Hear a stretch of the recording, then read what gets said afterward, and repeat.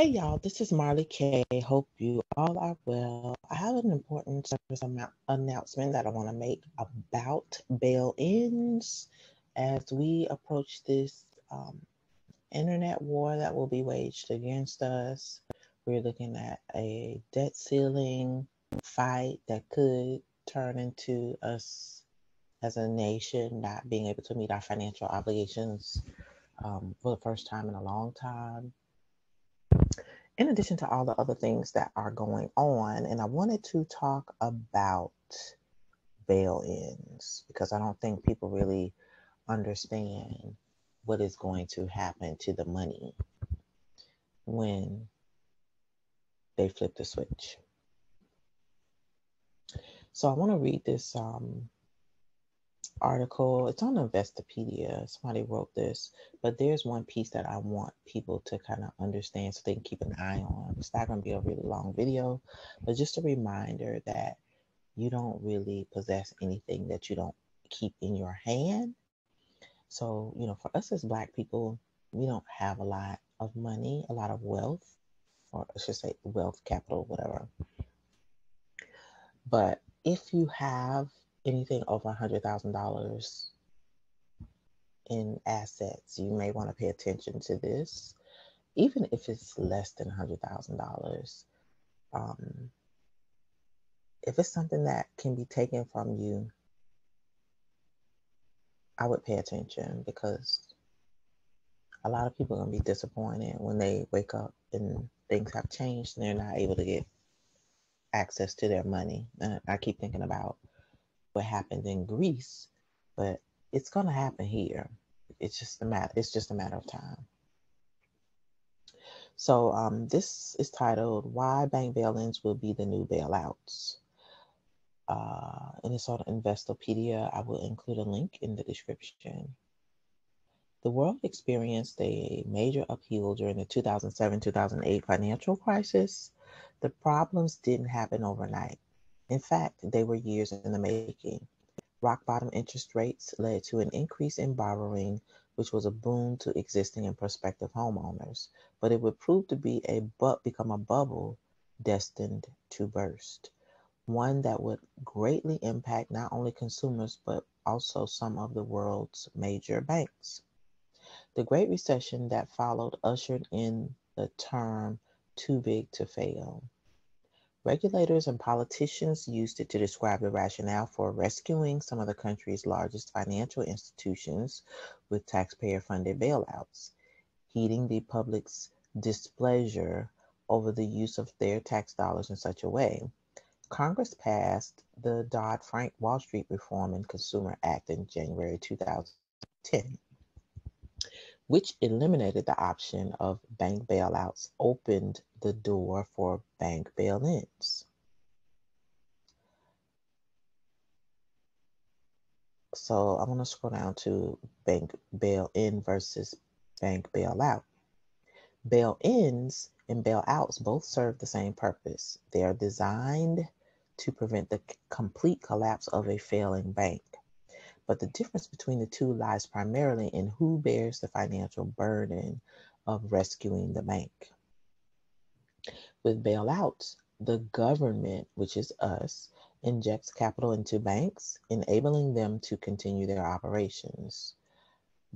In bail-ins, they work a little differently, providing immediate relief. Listen to this, banks use money from unsecured creditors, including depositors and bondholders, to restructure their capital to stay afloat. Put simply, they can convert their debt into equity to increase their capital requirements. Although depositors run the risk of losing some of their deposits, banks can only use deposits in excess of the $250,000 protection provided by the Federal Deposit Insurance Corporation. Unsecured creditors, depositors, bondholders fall below derivative claims. Derivatives are investments that banks make among each other, which are supposed to be used to hedge their portfolios.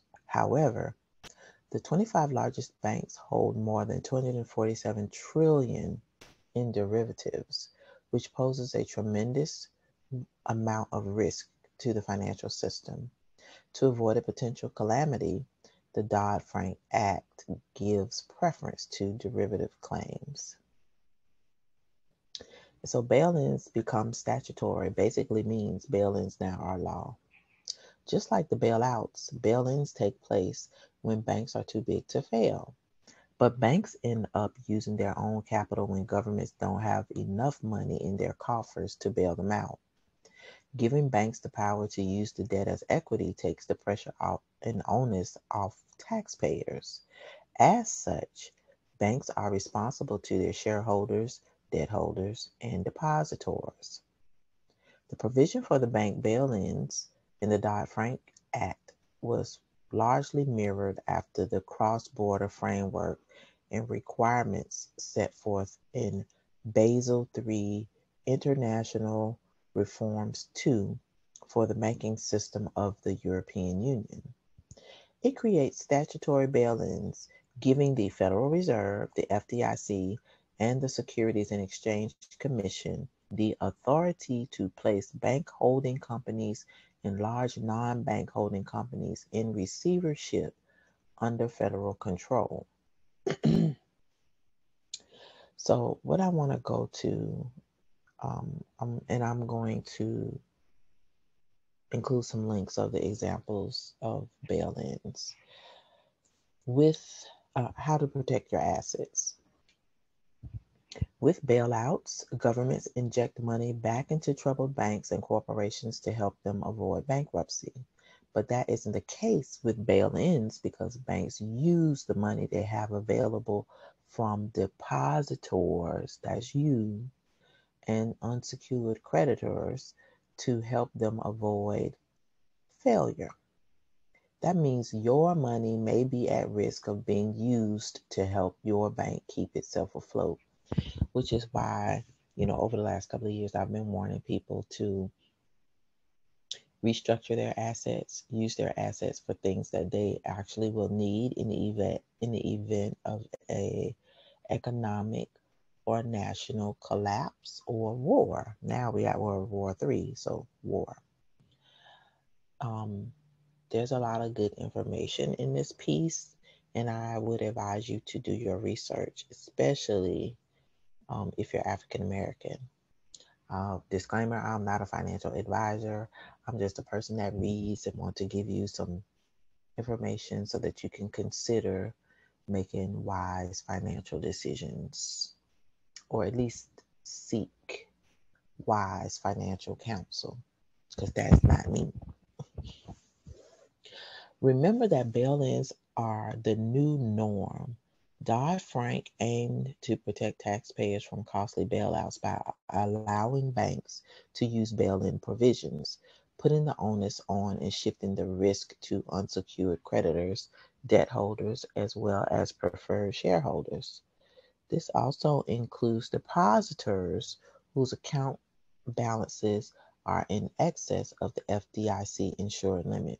So that means if you have more than $250,000 in the bank, anything over that, especially if it's in one account, can be taken. I'm not sure if this is true or not, so I won't know. I'll just say it with a disclaimer. I don't know if this is true. But I also heard that if you have more than $250,000 spread across multiple banks, the banks can decide to use that money, even if it's in another bank, because the FDIC has insured the $250,000. So say if you had $1 million, they would insure the 250,000, but they could take the 750,000 that you may have spread across several banks. I'm not sure if that's the case, but that is my understanding as well. So what does this mean for consumers? Banks have the authority to take control of any capital that fits the criteria as per the law. And so what we have to do is monitor the law, because the laws could change suddenly and we not know it. And then, if they change something at the last minute, people don't know, sneaky Pete something through, you could be in trouble. This means anyone who has an account that exceeds $250,000 insured, the insured limit may be affected. Anything above that amount can be used for bail-in purposes. So if you want to protect your assets, this article recommends keep a watchful eye on the performance of the financial markets and the financial sector, which is, if you have money invested or if you have savings in excess of $250,000, you should, liquid assets, you should be paying attention. Even if you have assets, any type of assets, if the value of those assets are over $250,000, you really should be planning for what to do with your resources and trying to protect yourself. Ensure the financial institutions you choose are financially secure and stable. Spread the risk up by diversifying your money and assets across different banks and countries. Keep balances at or below the $250,000 limit. Make sure you monitor any changes to federal government policies about bank deposits. And that's going to be really important because as you get paid, people get paid every week or every 2 weeks or however often. So when that money hits that bank account, if it's a bail-in situation with your bank, they can use that money at their leisure. Whatever the law says, and like right now it says there's a $250,000 limit. They could change that to $5,000. So, it's up to us consumers to make sure we understand what those limits are and to make sure that if they change, we do what we got to do accordingly. Now, it's not going to be easy, but still make sure that you're paying attention. Don't bank with any institution that has large derivative and mortgage books, which can be risky in times of crisis. How can a bank bail-in be avoided? Bail-ins allow banks to help avoid bankruptcy by shifting some of the risk to the creditors rather than to taxpayers. This risk can be transferred to bank customers too. If you want to avoid the effects of a bank bail-in, make sure you are aware of the financial stability of the financial institutions with which you do business and ensure you diversify your assets in different banks and credit unions. You can also help keep your savings intact by monitoring changes to financial regulations. So, are bank bail-ins legal in the U.S.? Bank bail-ins are legal in the United States. They became the new norm with the passing of the Dodd-Frank Wall Street Reform and Consumer Act in 2010, thanks to y'all first black president, and the Democrats, but I ain't saying nothing. Just keep my mouth closed.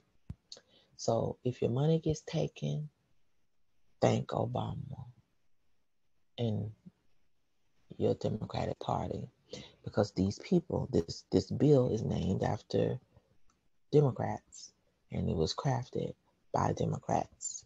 So just pay attention to the patterns, people. The federal government will no longer inject taxpayer dollars to prevent big bank failure. So that means there's no such thing as, us bailing them out anymore. They're going to take your money. So be mindful of what you keep in the financial institutions. This includes capital from unsecured creditors, common and preferred shareholders, bondholders, and depositors whose account balances exceed the FDIC insured limit of $250,000. Big banks learned a very important lesson following the financial crisis and the Great Recession that ensued. Despite receiving billions in bailouts, recovering and repaying the money they received, they're still not immune to the effects of financial instability. Rather than put the onus on taxpayers, though, the federal government shifted the risk to creditors by allowing financial institutions the ability to use debt capital to help keep themselves afloat. This means that debt holders, unsecured creditors, shareholders, and depositors may be responsible for this problem within the financial sector. So if you're worried about this, means you for your bottom line, make sure you follow the tips outlined above.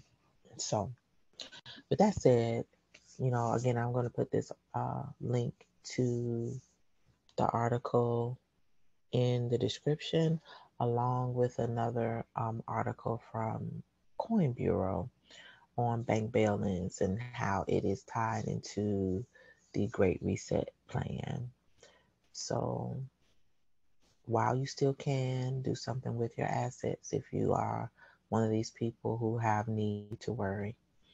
All right, people, if you like this video, please like it, subscribe to the channel, and share this information with other people who may have assets that could be yeeted or stolen in order to keep a bank afloat. All right, y'all, I'm out.